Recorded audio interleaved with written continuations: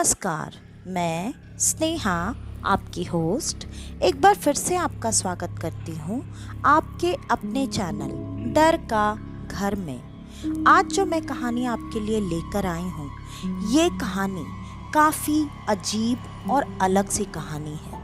इस कहानी में ये कहना काफ़ी मुश्किल है कि जो मुसीबत उस प्यारी छोटी सी लड़की के ऊपर आई थी वो सच में कोई मुसीबत थी या मदद के लिए एक हाथ। आज की कहानी है सिट्टू नाम की एक लड़की की, जो कि झारखंड में रहा करती थी। वो अपने परिवार के साथ वहाँ पर अपने जन्म के वक्त से ही रह रही थी, क्योंकि उसके पिता की जॉब उस जगह पर थी। सिट्टू को एक छोटा भाई भी था जो कि उससे काफ़ी प्यार करता था। उन दोनों के बीच में भाई बहन का रिश्ता कम और माँ बेटे का रिश्ता ज़्यादा था। सिट्टू को भी अपने छोटे भाई पप्पू से बहुत ज़्यादा प्यार और लगाव था। सब कुछ काफ़ी अच्छा चल रहा था और सिट्टू और पप्पू अक्सर रातों में जगकर एक दूसरे के साथ पूरी रात बैठकर बातें किया करते थे। तब जबकि उन्हें अगले दिन अगर स्कूल नहीं जाना होता था। उस वक्त सिट्टू की उम्र करीब 14 साल रही होगी और पप्पू की उम्र ज़्यादा से ज़्यादा 6 साल की रही होगी। वो अपने भाई को हमेशा हर वक्त अपने साथ ही रखा करती थी और ऐसे ही एक रात वो दोनों बैठे बैठे बातें कर रहे थे और अचानक उस दिन पप्पू को पता नहीं क्या हुआ, उसे नींद आने लगी और पप्पू के उस नींद के बीच में उसकी प्यारी सी बहन नहीं आई। उसने उससे कहा, अगर तुम्हें नींद आ रही है तो तुम सो जाओ। और सच में पप्पू मुश्किल से 10 मिनट के अंदर ही सो चुका था। आज सिट्टू के आंखों से नींद पूरी तरह से नदारद थी। उसे नींद बिल्कुल नहीं आ रही थी और अक्सर जब ऐसा हुआ करता था, पप्पू अगर सो गया है और उसकी बहन अकेली जगी हुई है, वो अपना खाली वक्त अपने बालकनी में बैठकर गाने सुनते हुए बिताया करती थी। वैसे ही उस दिन भी उसने बालकनी में ही जाकर एक चेयर लगाया और बैठकर गाने सुनने लगी। आज सिट्टू ने अपनी चेयर अपने रेलिंग के मतलब जो बाउंड्री होती है उसके बिल्कुल पास लगाई थी, क्योंकि हवा आज बहुत अच्छी चल रही थी। सिट्टू का मूड भी काफ़ी अच्छा था। वो धीरे धीरे अपने मोबाइल में थोड़े थोड़े गाने सुन रही थी और सुनते सुनते अचानक उसके हाथ से वो मोबाइल छूट गया।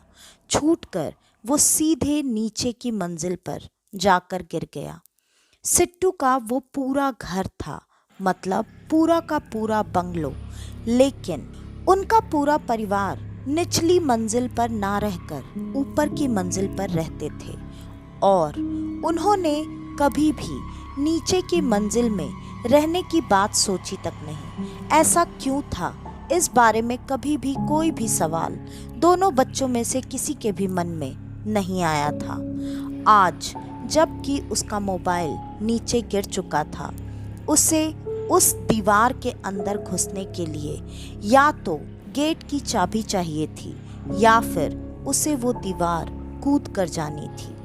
सिट्टू ने यही फैसला किया कि वो अब इतनी रात को सबके सोए हुए में उस दीवार को कूद कर ही उसके अंदर जाएगी।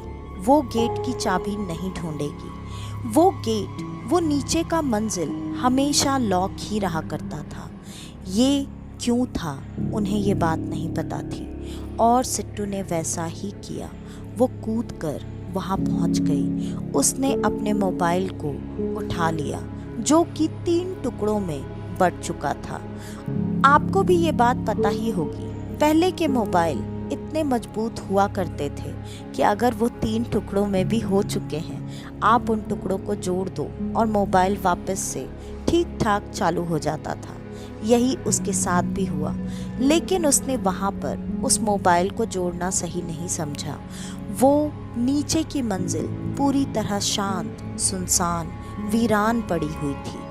ऐसा देखकर लग ही नहीं रहा था जैसे ये हिस्सा उनके उसी चहल पहल वाले घर का है। सिट्टू को थोड़ी देर के लिए अजीब सी घबराहट हुई और उसने वापस से वहाँ से निकलकर तुरंत अपने घर जाने का फैसला किया। वो वापस से उस दीवार को कूदकर बाहर आ चुकी थी और वो भागकर अपने ऊपर के मंजिल वाले घर पर पहुंच चुकी थी। वहाँ पर जब वो आ रही थी तब बीच में उसे ऐसा एहसास हुआ था जैसे कोई पीछे से उसे आवाज़ दे रहा है। उसने बीच में रुककर उस आवाज़ को ढूंढने की कोशिश भी की। शायद ये उसकी सबसे बड़ी गलती थी, लेकिन उस बच्ची को ये बात उस वक्त समझ में नहीं आई और वो अब अपने घर के अंदर आ चुकी थी। लेकिन वो बालकनी में अब नहीं गई क्योंकि उसे काफ़ी डर लग रहा था। वो चुपचाप उस कमरे में जा चुकी थी जहां उसका भाई पहले से बड़े आराम से सोया हुआ था और उसे बिना उठाए वो चुपचाप उसके बगल में जाकर बैठ गई। अब उसने अपने मोबाइल के सारे टुकड़ों को जोड़ लिया। जब उसने वो टुकड़े जोड़े और देखा तो फ़ोन ठीक ठाक चल रहा था, लेकिन जैसे ही उसने वही गाना बजाने की कोशिश की जो वो पहले सुन रही थी, उसके मोबाइल से कुछ अजीब सी अलग सी आवाज़ आने लगी जिसको सुनकर वो काफ़ी घबरा गई और उसके हाथों से वो मोबाइल फिर से एक बार छूटकर बिस्तर के नीचे गिर गया था। लेकिन इस बार मोबाइल सही सलामत था। मोबाइल की स्क्रीन अचानक से बंद चालू होने लगी थी। उसे देखकर ऐसा लग रहा था शायद इतने ऊपर से गिरने की वजह से मोबाइल में कुछ खराबी आ गई होगी और सिट्टू ने चुपचाप उस मोबाइल को उठाया और एक तरफ साइड में रखकर वो अब सोने के लिए चली गई। लेकिन आज अभी भी उसके आंखों से नींद पूरी तरह से नदारद थी। वो बच्ची काफ़ी घबराई हुई थी और अगले दिन सुबह सिट्टू की तबीयत काफ़ी ख़राब हो चुकी थी। उसे बहुत तेज़ बुखार आ चुका था। माँ ने जब स्कूल जाने के लिए दोनों बच्चों को उठाया तब उन्हें ये बात पता चली और माँ ने उस हिसाब से ये बात पिता को बता दी। माता पिता दोनों ने सिर्फ छोटे बच्चे को स्कूल भेजा, मतलब छोटे भाई को, और बहन को लेकर हॉस्पिटल चले गए। डॉक्टर ने अपने हिसाब से सारी जांच की। जांच करने के बाद भी कुछ भी पता नहीं चल रहा था कि सिट्टू को आखिरकार हुआ क्या है। डॉक्टर की दवाइयाँ बेअसर थीं। सिट्टू की हालत दिन ब दिन बिगड़ती जा रही थी और अब सिट्टू की हालत ऐसी हो चुकी थी कि डॉक्टर्स उसे पागल बोल रहे थे क्योंकि वो अजीब अजीब सी चीज़ों के अपने आसपास होने के बारे में जिक्र किया करती थी। ये सारी चीज़ें घर वालों के लिए काफ़ी अटपटी थी। घर वाले काफ़ी हैरान परेशान हो चुके थे, लेकिन उसके पिता काफ़ी पूजा पाठी इंसान थे, तो धीरे धीरे उन्हें उनकी बेटी की हालत देखकर कुछ बातें समझ में आने लगी थीं और जैसा कि आस पड़ोस के कुछ लोगों ने उन्हें बताया था, वो अब इन बातों को मानने के लिए मजबूर हो चुके थे। वो बातें जो आज तक उन्होंने अपने परिवार से छुपा कर रखी थी, ये जगह उन्हें काफ़ी सस्ते दामों पर मिली थी। इस वजह से उन लोगों ने वहाँ पर अपना घर बनाया था। निचली मंजिल में ताला लगा कर रखना, वहाँ ना रहने की हिम्मत होना, इन सारी बातों में काफ़ी बड़े बड़े राज छुपे हुए थे, जो बात आज तक माता पिता ने खुद से भी कभी दोहराया नहीं था। आज अपनी बेटी की ऐसी हालत देखकर उन्हें ये बातें कहीं ना कहीं सच लग रही थी। उनके अंदर भी अब वो डर आने लगा था। फिर भी माता पिता को अभी सबसे ज़्यादा, सबसे बड़ी जो चिंता थी, वो चिंता थी अपनी बेटी को जल्दी से जल्दी ठीक करने की। और उन्होंने अपने जानने के मुताबिक जो भी ऐसे लोग थे जो कि किसी क्रिया का उतारा किया करते थे, वो अपनी बिटिया को वहाँ लेकर पहुँच गए और बेटी को उससे जब दिखाया गया तो सामने वाले ने भी यही बताया, मतलब तांत्रिक ओझा ने, कि बेटी पर किसी का साया है। बेटी पर जो साया है वो पूरी तरह से बेटी पर हावी भी नहीं हुआ है, लेकिन वो बेटी पर हावी होने की पूरी कोशिश कर रहा है, जिसके वजह से इस बच्ची की ऐसी हालत हो गई है। और हमेशा पंडितों ने कई सारे उपाय बताए और करवाए। हर बार सिट्टू उसी तरीके से वो सारे उपाय अपने माता पिता के निगरानी में किया करती थी, लेकिन हर उपाय के बाद उसे उस रात अगर नींद आती तो नींद में उसे ये सपना भी आ जाता कि उस उपाय में कहीं ना कहीं कोई कमी, कोई गलती, कोई चूक रह गई है, जिसके वजह से आज भी वो चीज़ उसी के साथ है। वो चीज़ किसी भी हालत में उस लड़की का साथ नहीं छोड़ना चाहती थी। ऐसा क्यों था और इन चीज़ों से छुटकारा अब किस तरीके से पाया जाए? क्योंकि इस बीच में माता पिता ने कम से कम 10 तांत्रिक के चक्कर काटे होंगे और हर किसी के बताए हुए हर अलग अलग उपाय, हर अलग अलग टोटके, पूजा, हर चीज़ को करके देख लिया, लेकिन हर बार किसी न किसी से, किसी न किसी तरह से कोई ना कोई ऐसी कमी, ऐसी गलती छूट ही जाती थी, जिसके वजह से वो जो शक्ति उस लड़की के साथ थी वो उसका साथ नहीं छोड़ती थी। और वो शक्ति खुद ही उन्हें ये बात बताती भी थी कि वो अभी भी उसी के साथ है और वो जाएगी नहीं। इस वजह से अब वो काफ़ी परेशान हो चुके थे। उन्होंने करीब करीब 3 साल तक इस शक्ति से छुटकारा पाने के लिए कई लोगों के दरवाजे खटखटाए, कई तांत्रिकों के चक्कर काटे, लेकिन हर बार इन 3 सालों में सिर्फ और सिर्फ यही बात होती थी। हाँ, ये बात अलग थी कि सिट्टू की हालत अब पहले जैसी नहीं थी और वो शक्ति हमेशा सिट्टू को कोई ना कोई सलाह दिया करती थी। वो ये बातें बताया करती थी कि सिट्टू को किस पर भरोसा करना चाहिए, किस पर नहीं, वो कहाँ जा रही है, तो वो कौन सी गलती करने वाली है, उस गलती को वो करने से कैसे बचे, और वो गलती अगर उसने कर दी तो उससे उसका क्या नुकसान होने वाला है।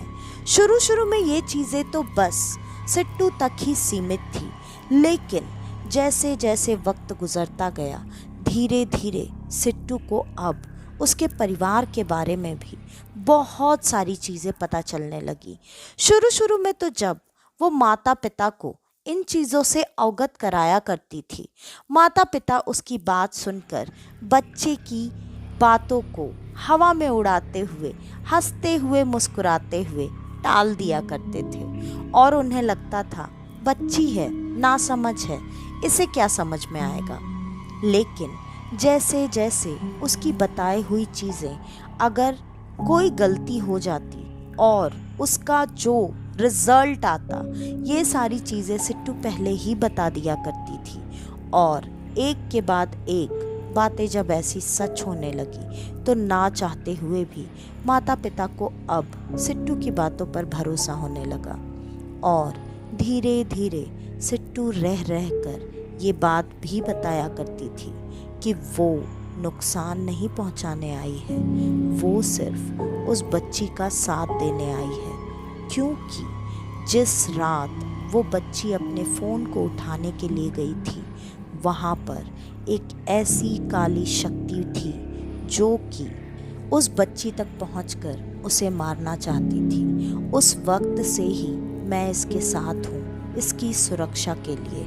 अब वो क्या, कोई भी बुरी शक्ति ना इसके आसपास आ सकती है और ना ही इसे कोई नुकसान पहुंचा सकती है। ऐसा होने का रीज़न भी सिर्फ और सिर्फ इतना था कि सिट्टू शायद उस नक्षत्र में पैदा हुई थी जिस नक्षत्र की उनकी भी एक ऐसी ही प्यारी सी बेटी थी, जिस बेटी को उन्होंने उनके ससुराल वालों के लालच के वजह से खो दिया था। उस दर्द को वो उस बच्ची को देखते ही भूल गई और एक अलग सा जुड़ाव महसूस हुआ, जिसके वजह से वो सिट्टू के साथ ऐसी जुड़ी कि सबकी इतनी कोशिशों के बाद भी कोई भी उन्हें एक दूसरे से अलग नहीं कर पाया। और अब जबकि माता पिता ये बात समझ चुके थे कि उस बच्ची को कोई भी नुकसान नहीं पहुंच रहा, तब ये कोशिशें उन्होंने भी धीरे धीरे थोड़ी कम कर दी। और जैसे जैसे सिट्टू बड़ी होने लगी, समझदार होने लगी, सिट्टू को भी उस शक्ति से उतना ही लगाव होने लगा जितना कि उस शक्ति को सिट्टू से था।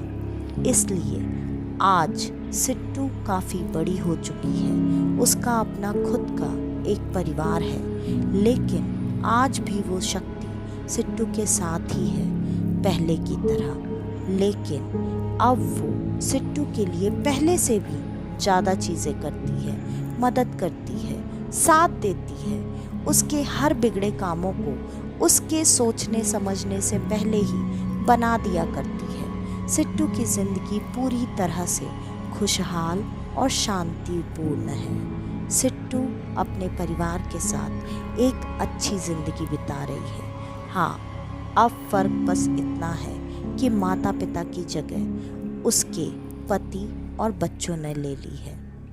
तो आज की ये कहानी यहीं पर ख़त्म होती है। आपको हमारी आज की ये कहानी कैसी लगी हमें कमेंट करके ज़रूर बताइएगा। और अगर आपको हमारी ये कहानियाँ पसंद आती हैं तो ज़्यादा से ज़्यादा आप हमारी इन कहानियों को शेयर करें। और अगर आप हमारे इस चैनल पर आज पहली बार आए हैं तो हमारे इस चैनल को लाइक, शेयर और सब्सक्राइब करना बिल्कुल ना भूलें। आपके पास अगर आपकी ऐसी कोई कहानी हो तो डिस्क्रिप्शन में दिए ईमेल आईडी या इंस्टा आईडी पर आप हमें आपकी वो कहानी भेज सकते हैं। तो आज के लिए बस इतना ही। मैं स्नेहा, आपकी होस्ट, आज के लिए लेती हूँ अलविदा। वापस से आपसे मिलने आऊँगी और आप सबको लेकर जाऊँगी कुछ जाने अनजाने किस्से कहानियों के सफ़र पर आपका अपना डर का घर में। तो तब तक के लिए नमस्कार और आप सबको हमारे डर का घर परिवार की तरफ से होली की हार्दिक शुभकामनाएं।